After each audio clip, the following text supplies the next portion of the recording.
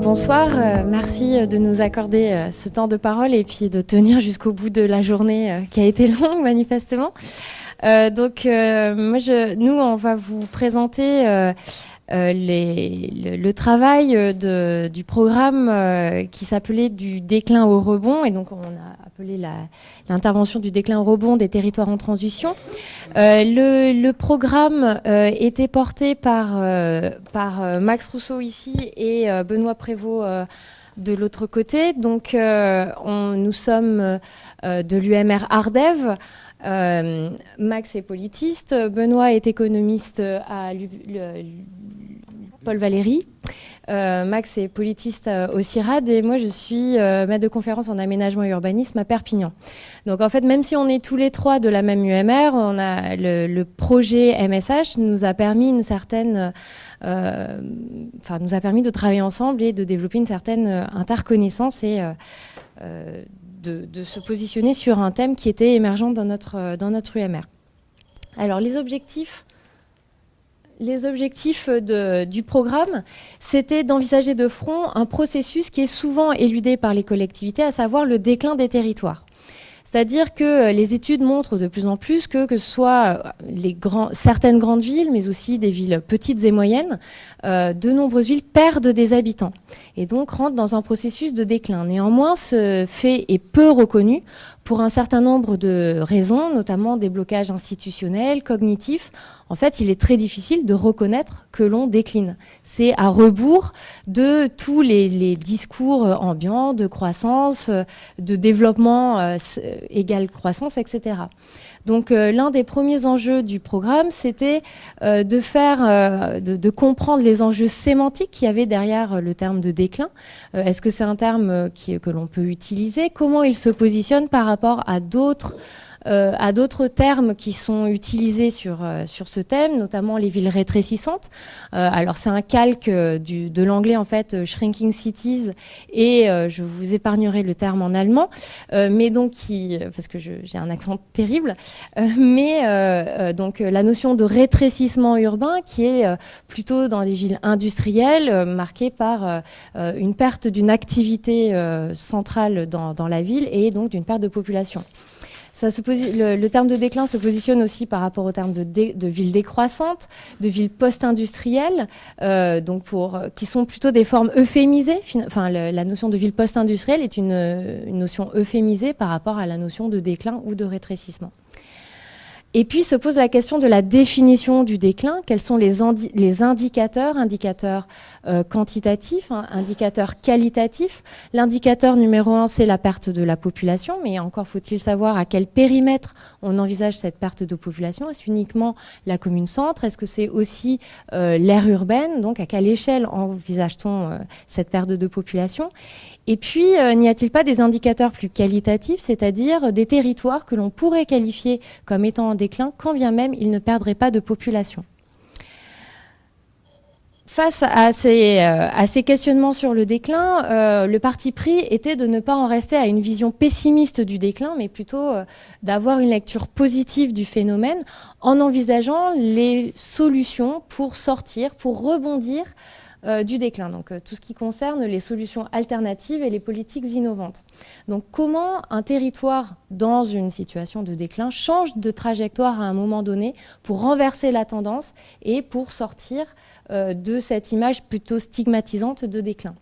Et il s'agit de penser un autre modèle de développement, un modèle alternatif qui serait sans croissance, donc qui se départit du paradigme dominant de la croissance et qui n'a pas recours au canon du néolibéralisme. Alors pour définir cette notion de rebond et de solution alternative, on s'appuie notamment sur les travaux antérieurs de Max et Vincent Béal, qui est politiste à Strasbourg, et qui ont défini assez précisément ce que l'on pouvait entendre par ces notions de politiques alternatives.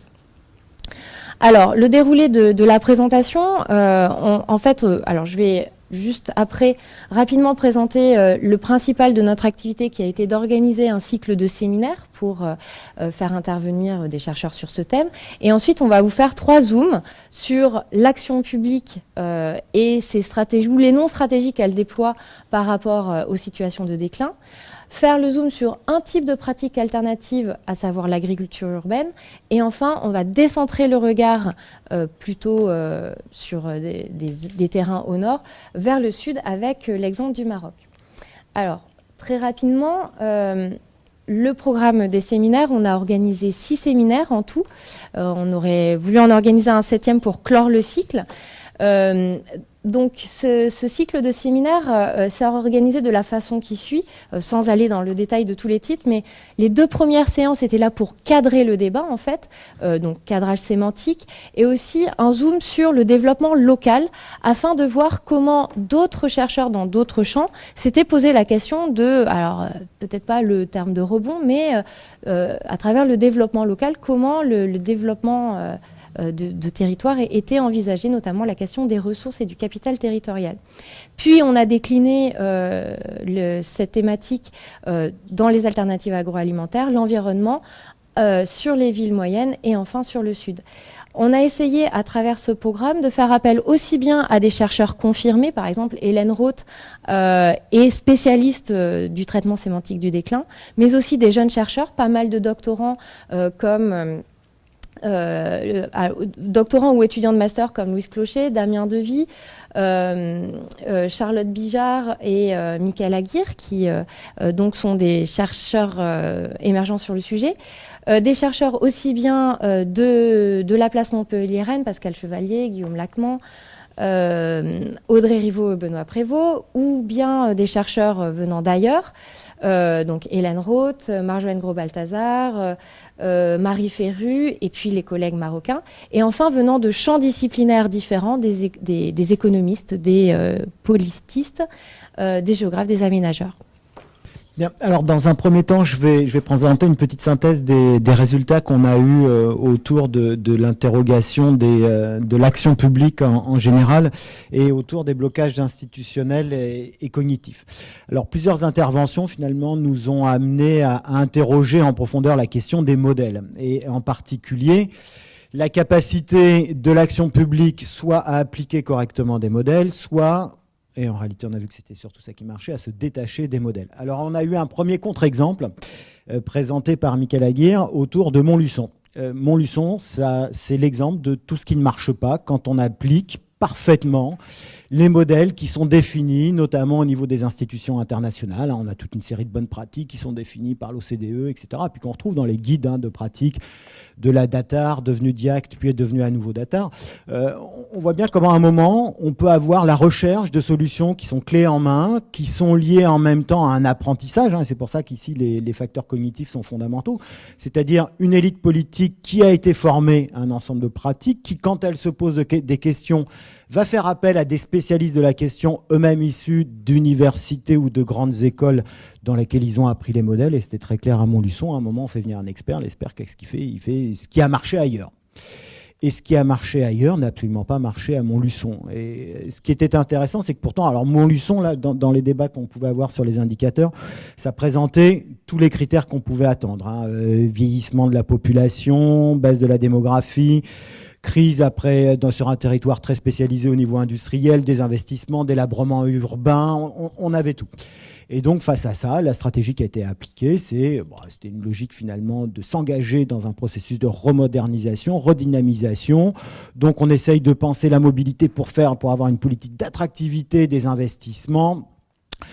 Et puis bien entendu, non, pas bien entendu, ils espéraient que ça allait marcher, et puis tout cela a échoué, puisque Montluçon s'est retrouvé finalement à adapter à son cas spécifique, et avec en plus une localisation géographique particulière, des stratégies qui avaient été adoptées par d'autres villes sur des zones géographiques à l'intérieur desquelles elles devenaient concurrentes. Et Montluçon, arrivant finalement en dernier dans ces logiques de spécialisation et d'attractivité des capitaux, a dépensé des sommes colossales pour faire des investissements, pour rentrer dans un un modèle qui ne lui correspondait pas. Alors, au cours de cette même séance, Marie Ferru est venue nous présenter les résultats de travaux qui avaient été financés notamment par la Caisse des dépôts et consignations sur un travail sur les villes moyennes. Et là, ce qui était intéressant, c'était justement de voir que chaque ville moyenne qui a réussi, elle est venue nous présenter des exemples de villes moyennes qui ont réussi dans leur stratégie d'adaptation à une situation de crise, sont justement les villes qui se sont appuyées, et c'était surtout important, par exemple si on prend la ville de Pau, sur un héritage historique très important et avec à chaque fois des spécificités dans la stratégie d'adaptation à la crise. Par exemple, à Pau, l'importance de la stratégie, c'était qu'il y avait eu une forte anticipation de l'après-gaz. Donc on avait un bon exemple dans lequel il y avait eu la collusion entre les intérêts de la firme qui avait spécialisé l'ensemble du territoire, des acteurs publics et des populations, pour utiliser les profits accumulés grâce à l'exploitation des gisements de gaz pour penser justement l'après et repenser la spécialisation. Un exemple intéressant aussi dans le Cognacier, toute la zone de Cognac, où on voit comment finalement, à partir d'un ensemble de pratiques agricoles, c'était intéressant parce que du coup on avait l'utilisation de ressources différentes, des gisements de gaz, des productions agricoles sur le Cognacier. On a vu comment à un moment il y a eu une logique d'anticipation des problèmes de la crise liée au travail de l'alcool, comment on se respécialise sur de nouvelles gammes de produits, comment on invente de nouveaux produits comme le Pinot des Charentes en faisant comme si c'était des produits ancestraux, etc. Et là, ce qui était assez intéressant dans ce que nous a proposé Marie Ferru, c'est que face à la logique des systèmes productifs localisés, les SPL qui sont l'adaptation, pour faire simple, l'adaptation française des stratégies de cluster, on voit que ce que montre la recherche quand elle va véritablement sur le terrain, dans une perspective pluridisciplinaire et qu'elle se libère de l'approche en termes de modèles, en termes de croissance, de stratégie, d'attractivité des capitaux. Ce qui ressort le plus clairement, c'est que ce sont finalement à chaque fois des systèmes locaux de compétences qui font l'histoire finalement d'une capacité à subir le déclin et ensuite à rebondir en s'appuyant sur une accumulation historique de compétences qui permettent à un moment de se ressaisir nouvellement des ressources. Alors, on y reviendra parce que c'est une question qui a traversé beaucoup de nos réflexions, qui est celle de la temporalité du déclin. On y reviendra après avoir évoqué les divers aspects.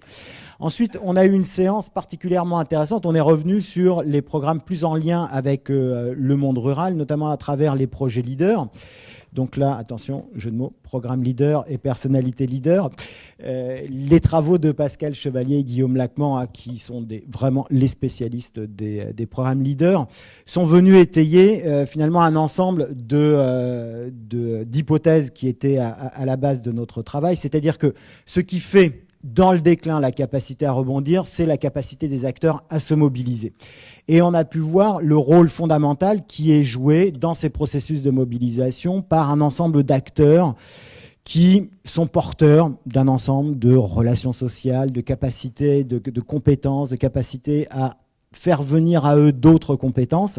Et ce qui est vrai à la fois des programmes leaders, et là on avait quelque chose d'assez intéressant, c'est-à-dire aussi la démonstration que l'Union européenne finance des programmes dans lesquels on peut porter des projets de développement alternatifs, et ça c'est quelque chose d'assez intéressant parce qu'on voit toujours l'Europe comme l'institution qui vient imposer des modèles et un ensemble de contraintes. Or, les programmes leaders montrent que, ils sont souvent sous-utilisés, c'est-à-dire qu'il y a de l'argent qu'on pourrait utiliser, qui n'est pas utilisé, et que cet argent peut être utilisé justement sur les territoires les plus en déclin pour penser les solutions que personne n'a réussi à apporter jusque-là. Et ça, c'est une des hypothèses fortes qu'on a retrouvées, qui nous a apporté finalement nos recherches, c'est l'idée qu'une fois qu'on a touché le fond, on est bien obligé d'innover, même si Montluçon n'a pas cherché à innover.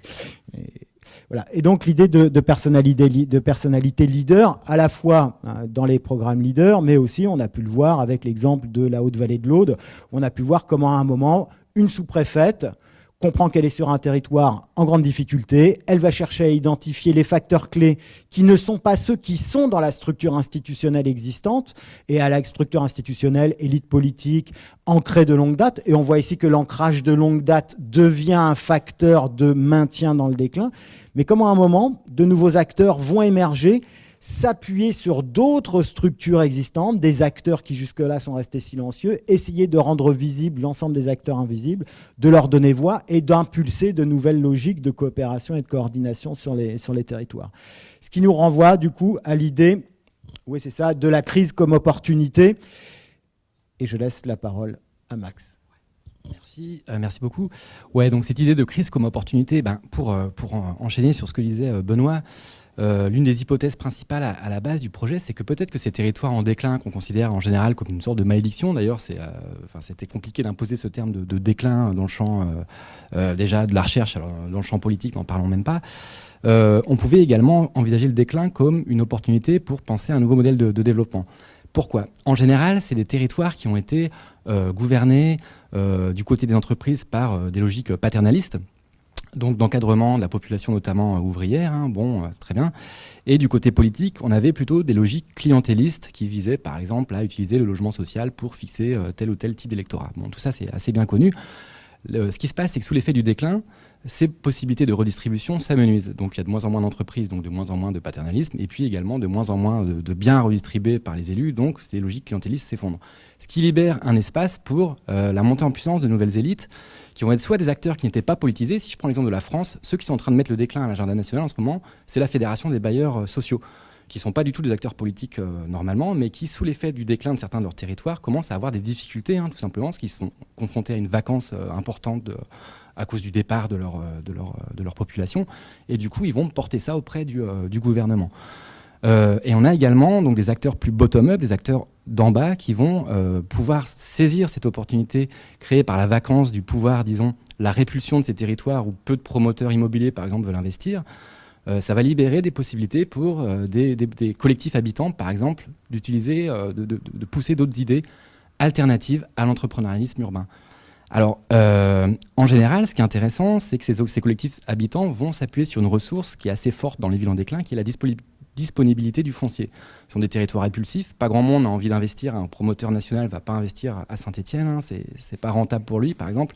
Et du coup, ça va faire que le foncier et l'immobilier vont devenir accessibles pour les habitants qui vont pouvoir mettre en œuvre des projets qu'ils n'auraient pas forcément pu mettre en œuvre dans une métropole comme Paris ou même Montpellier, par exemple.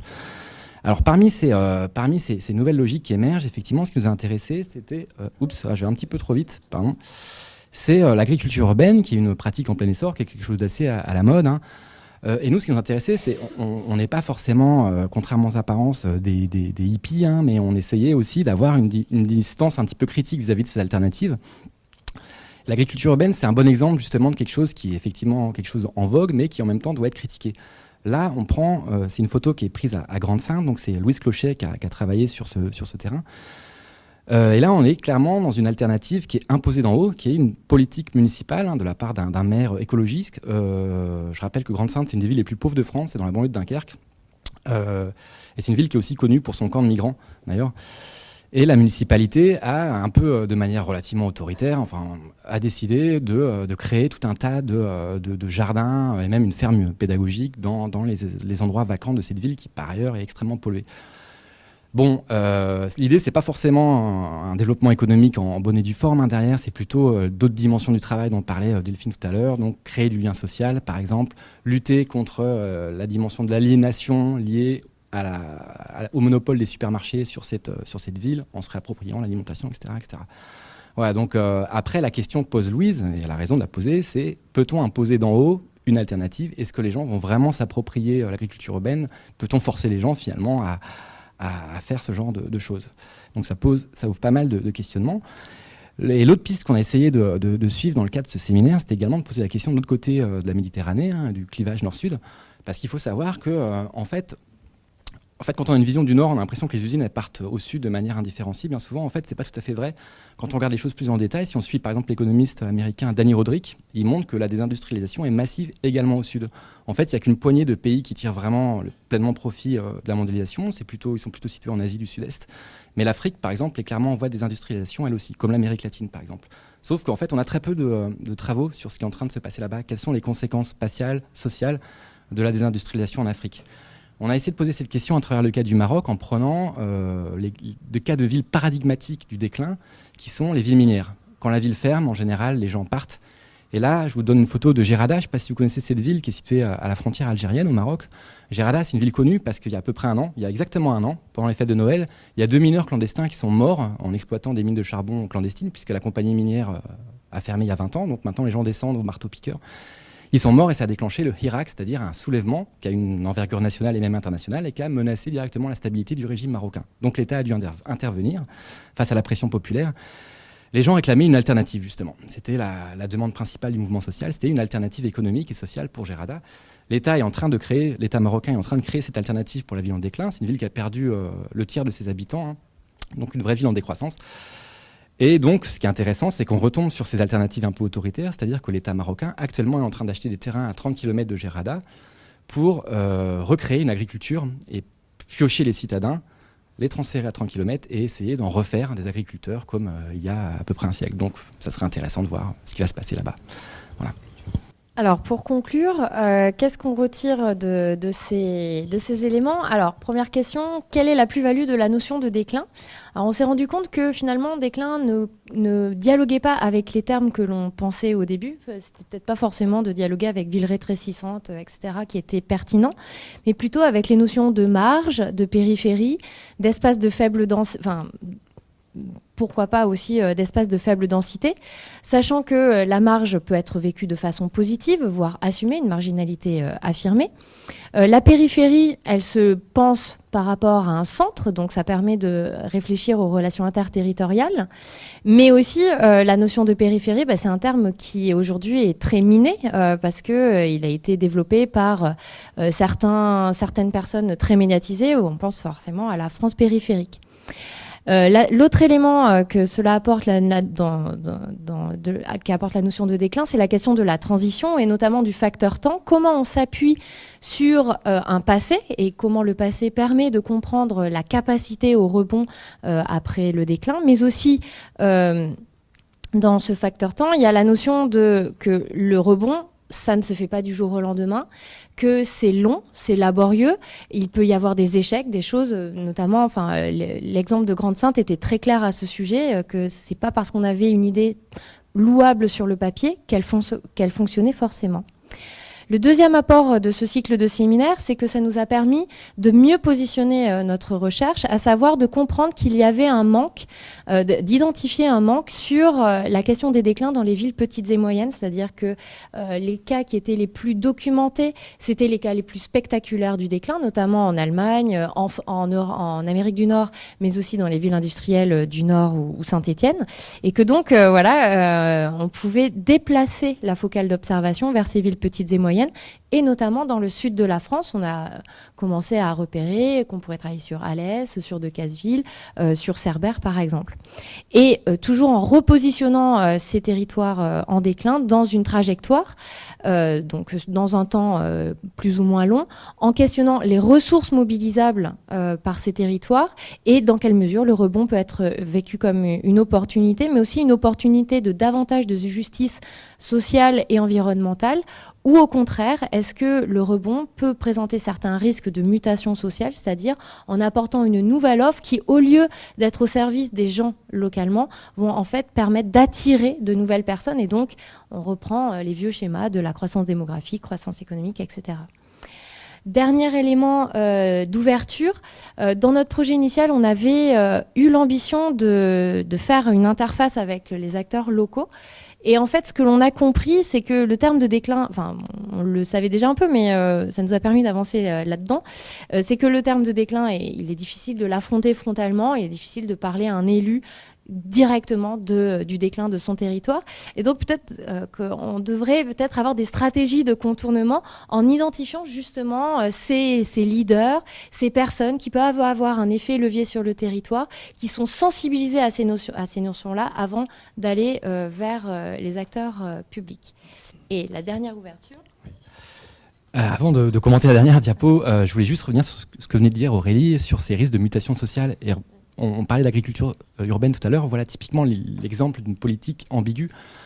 Effectivement, c'est un moyen de donner à des personnes paupérisées, par exemple, la possibilité d'accéder à une alimentation saine. On peut le voir assez facilement, il y a pas mal d'enquêtes qui le montrent.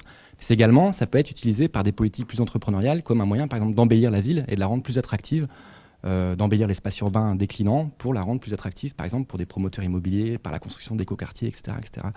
Donc bien souvent, les agendas dans ces villes en déclin, ils ne deviennent pas forcément complètement alternatifs, mais ils deviennent plutôt schizophréniques, avec d'un côté une tendance de certains acteurs à poursuivre les vieilles logiques entrepreneuriales, et puis de l'autre, des mouvements sociaux qui vont commencer à pouvoir trouver un espace pour apporter de nouvelles solutions.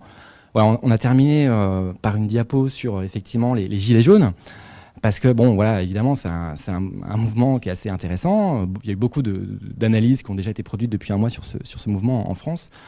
Mais assez peu d'analyses ont abordé frontalement la question du déclin en lien avec ce mouvement. Alors, on ne parle pas de la France périphérique, ce n'est pas du tout la même chose. Simplement, dans un autre programme de recherche, on a fait une cartographie des villes en déclin en France. En gros, un tiers des villes françaises déclinent, c'est quand même pas rien. Et si on les cartographie, on retombe à peu près sur cette carte qui a été produite par Hervé Lebras, le démographe.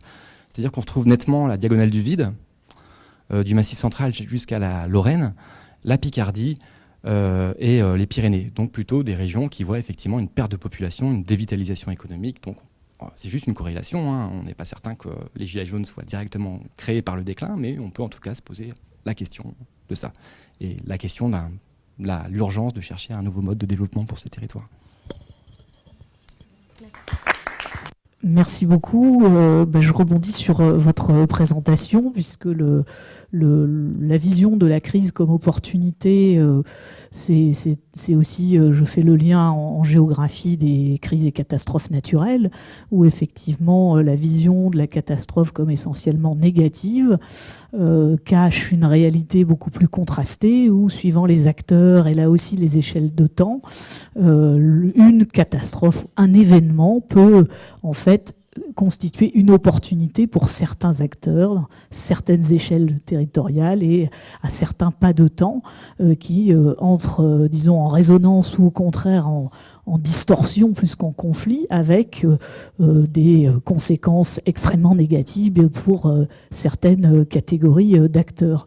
Donc je trouve aussi très intéressant l'approche que vous avez présentée, parce que l'approche de la crise sous l'angle crise économique et avec la question du déclin crée des ponts intéressants, je pense, avec l'approche sur des événements considérés comme là aussi avec l'implicite, des événements brutaux, causes de destruction, de victimes, etc. Et où on a tendance à occulter des conséquences de plus long terme qui peuvent donner des trajectoires beaucoup plus différenciées. Donc c'est là encore une belle construction du programme pour nous permettre de faire des ponts sur nos thématiques en résonance avec d'autres projets. Merci. Merci. Alors, deux questions. Autant je suis très favorable aux jardins partagés et j'en vois dans certains lieux tous les avantages, même si je vois aussi que quand c'est imposé, c'est pas forcément la meilleure des choses. Mais j'ai pas compris quand même l'importance, la focalisation sur les jardins partagés, qui sont quand même un élément qui ne permet pas à un territoire de rebondir, selon l'expression consacrée. Et je ne comprends pas pourquoi vous n'avez pas pris des exemples. Alors, dans la région que vous avez sous la main, je ne sais pas exactement ce qu'il y a comme exemple. Moi, je pense à ma ville, mais c'est loin de chez vous, c'est La Ciotat. La Ciotat, c'était un chantier naval depuis plus d'un siècle, et ça n'était que ça, puisqu'il n'y avait pas vraiment de tourisme, entre autres à cause du chantier naval, qui faisait beaucoup de bruit, qui occupait beaucoup d'espace, qui avait des grues partout, et les gens n'aimaient pas ça. Alors, je constate déjà que maintenant, les gens trouvent que les grues, c'est quand même vachement sympa.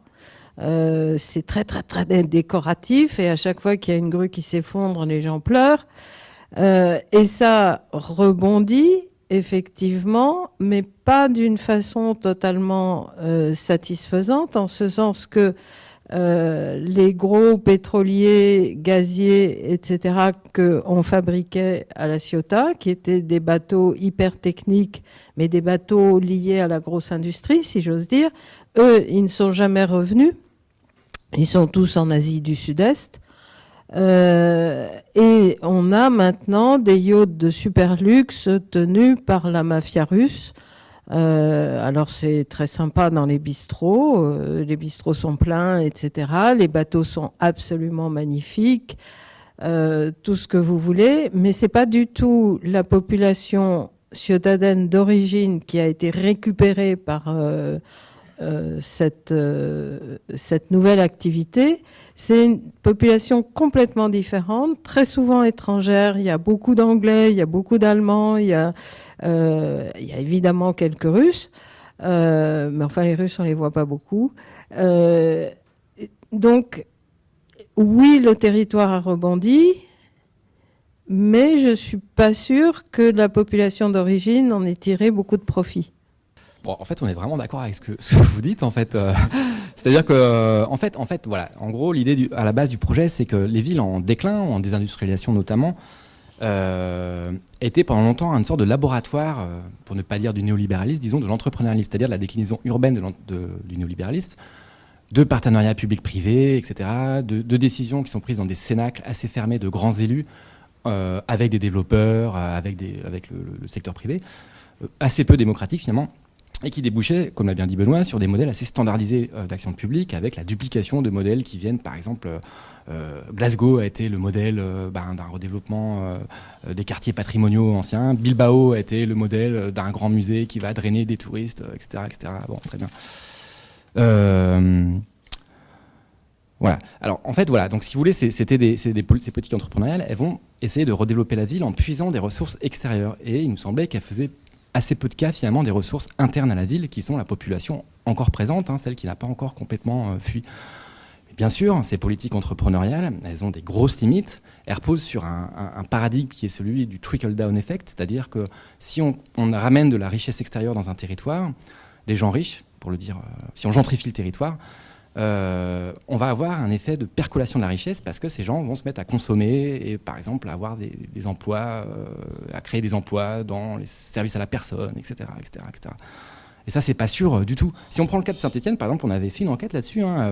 Il y a des gens riches à Saint-Étienne, mais ils vont plutôt consommer à Lyon. Du coup, le territoire, il en bénéficie pas du tout, en fait. Donc, à quoi bon attirer la classe créative à Saint-Étienne si on dépense beaucoup d'argent public local et qu'en fait, il n'y a pas d'effet d'entraînement. Du coup, voilà, donc l'idée à la base du projet, notamment, c'était de voir si on pouvait avoir des dynamiques endogènes, et donc c'est aussi pour ça qu'on s'est intéressé à l'agriculture urbaine. Le cas de Grande-Synthe, il est spécifique, on a pris ce cas parce que c'est un exemple assez intéressant en France, mais c'est aux États-Unis que c'est le plus développé, où là, effectivement, il y a des questionnements sur est-ce que ça peut être un nouveau modèle de développement pour Détroit. Mais là, on parle de grosses fermes qui emploient beaucoup de gens. À Cleveland, c'est la même chose, ça commence à avoir un impact économique. C'est pas le cas en France. Juste une précision sur La Ciotat, ce ne sont pas des partenariats publics-privés. Bon, il y en a eu qui ont remonté une industrie navale d'un type nouveau. Ce sont les 105 du chantier, CGT, ayant fermé le site, c'est-à-dire personne n'avait le droit de rentrer sur le site sans autorisation, y compris les postiers.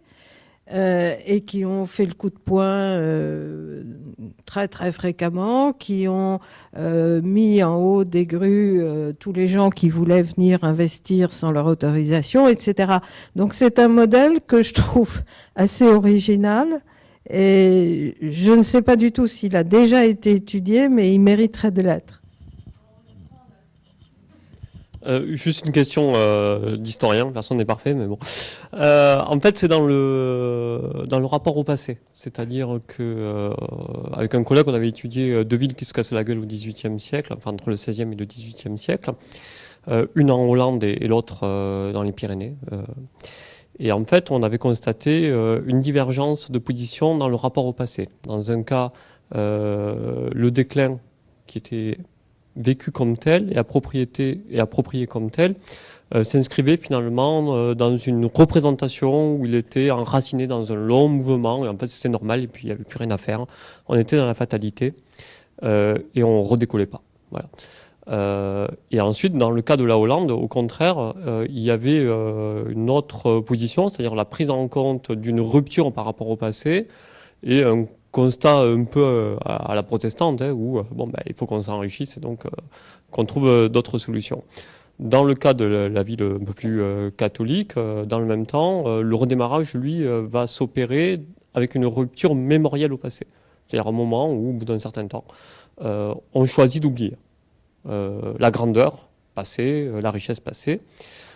Et en fait, aujourd'hui, finalement, dans votre enquête, auprès des décideurs publics en particulier, quel est ce rapport au passé? Est-ce qu'il est une explication sur la possibilité de redémarrer, d'innover, ou est-ce qu'au contraire, c'est une manière de se ligoter et de se mettre dans une posture face à la fatalité un peu inerte? Alors, c'est une excellente question, donc merci. Alors, vous êtes historien, donc vous étudiez un temps long. Alors, nous, on ne fait pas ça du tout, hein, évidemment, parce qu'on se focalise juste sur des périodes beaucoup plus courtes dans l'ensemble. Mais effectivement, l'une des choses qui a émergé dans le projet, hein, c'est qu'en général, on a une bifurcation de trajectoire et un changement du modèle de développement à partir du moment où on a un renouvellement des équipes municipales qui, à la suite, en général, d'une décrédibilisation de l'équipe précédente. Alors la décrédibilisation, elle peut être structurelle, c'est-à-dire que c'est un essoufflement, l'échec devient trop flagrant des politiques de développement entrepreneurial passées. Un bon exemple, c'était les élections municipales à Dunkerque, les dernières, où effectivement on a eu un baron socialiste, il y a eu une campagne très violente à Dunkerque, avec un baron socialiste qui a été attaqué sur sa gestion clientéliste et sur la politique de méga-projets. Donc c'était une patinoire, enfin je ne sais plus ce qu'il voulait faire là-bas, qui coûtait beaucoup d'argent. Et la liste dissidente qui n'était pas affiliée à un parti politique a gagné cette ville, qui est une grande ville, hein, qui fait 150 000 habitants, une grande ville en déclin. Autour justement d'une logique alternative, c'est-à-dire faire table rase du redéveloppement entrepreneurial qui a été...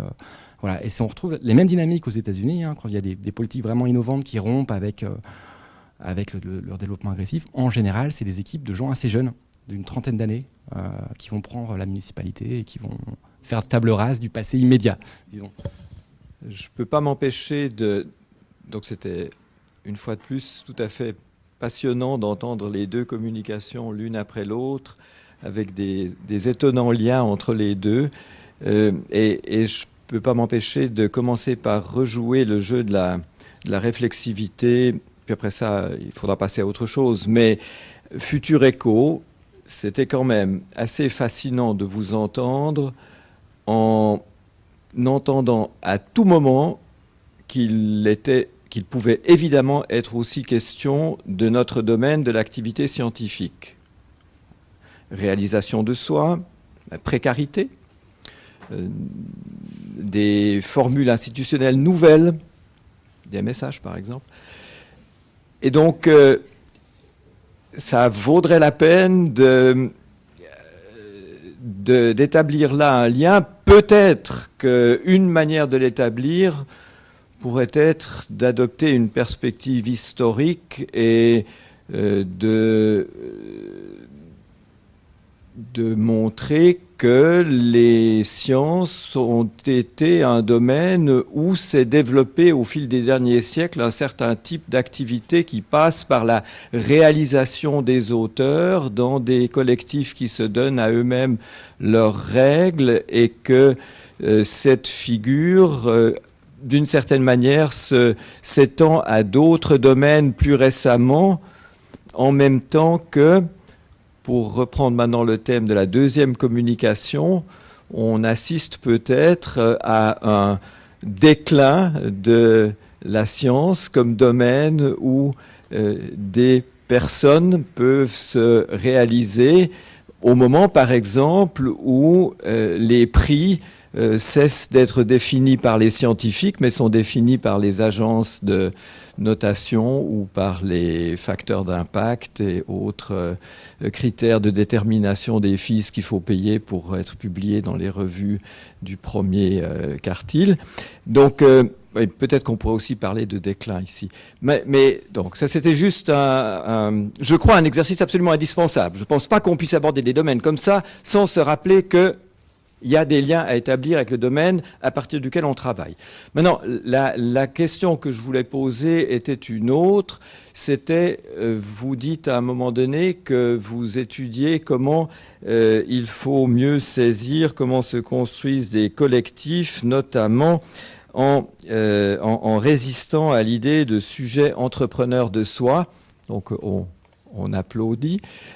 En même temps, est-ce que ça n'est pas aussi très important de voir comment, dans ce type de collectif plus particulièrement, les sujets individus ne joueraient pas aussi un rôle très important, et ces collectifs ne seraient pas des collectifs qui forment des nous, qui sont vécus comme des nous auxquels je participe, reconnu par les autres comme je faisant partie du nous.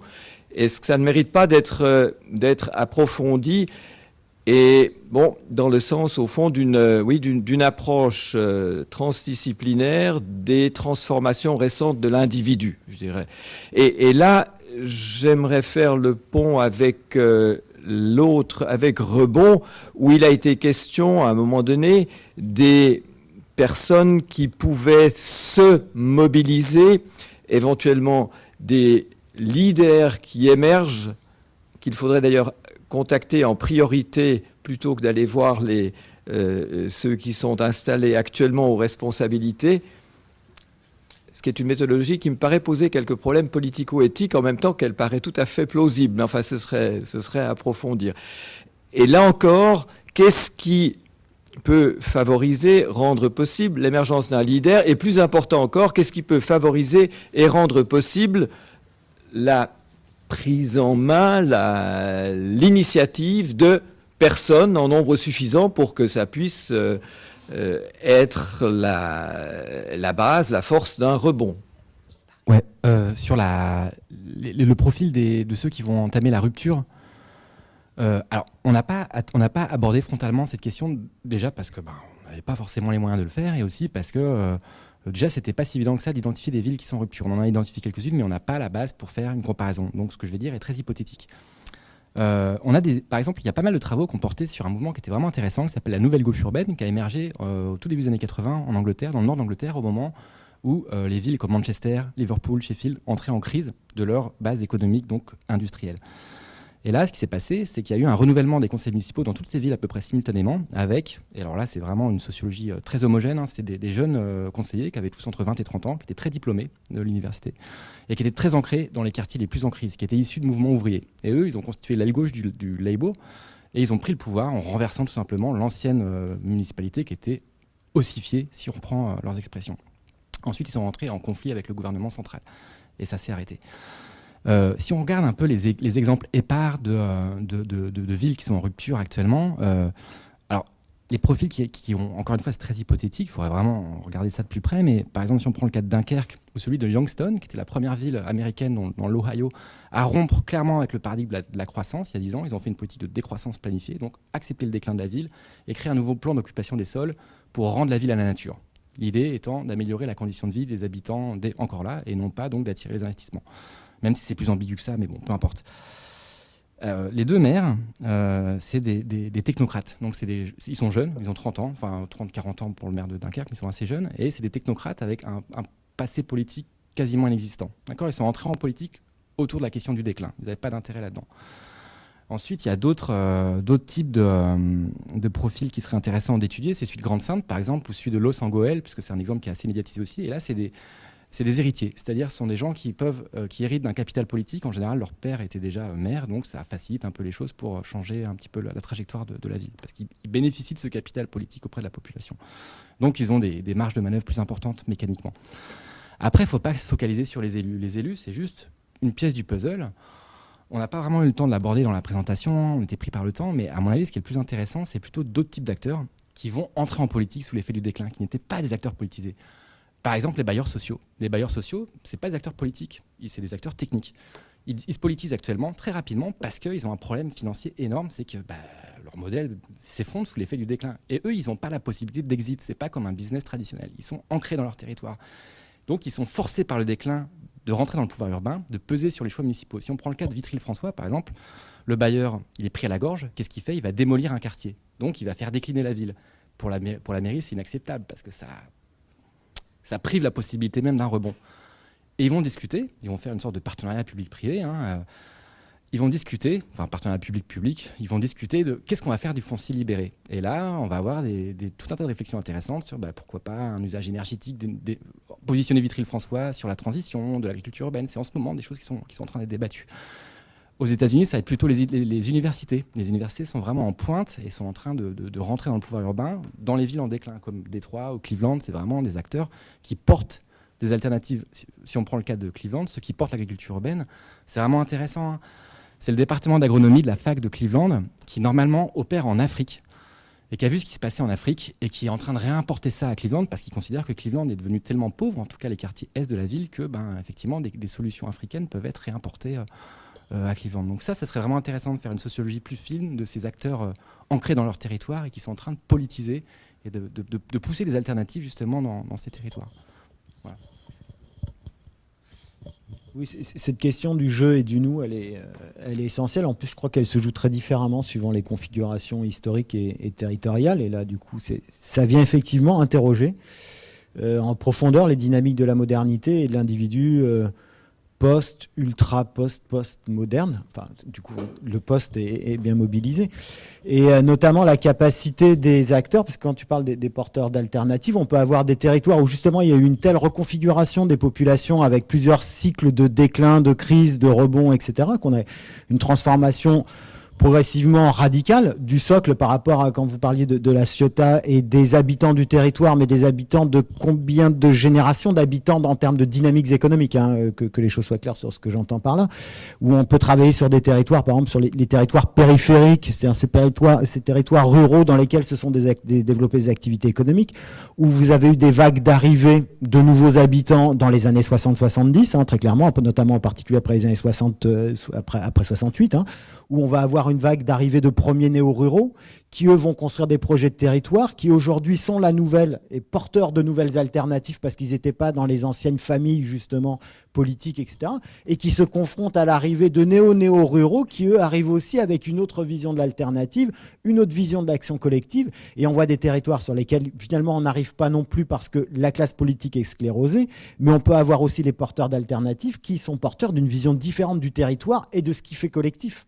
Et là, ce qui est intéressant de ce que je comprends des questions que se posent les géographes, c'est de voir comment le collectif, comment construit du territoire et comment le territoire est capable de construire du collectif. Et là, on est effectivement, je crois, dans des perspectives de long terme sur l'interrogation concernant l'individu moderne et son rapport au collectif. Tout à fait.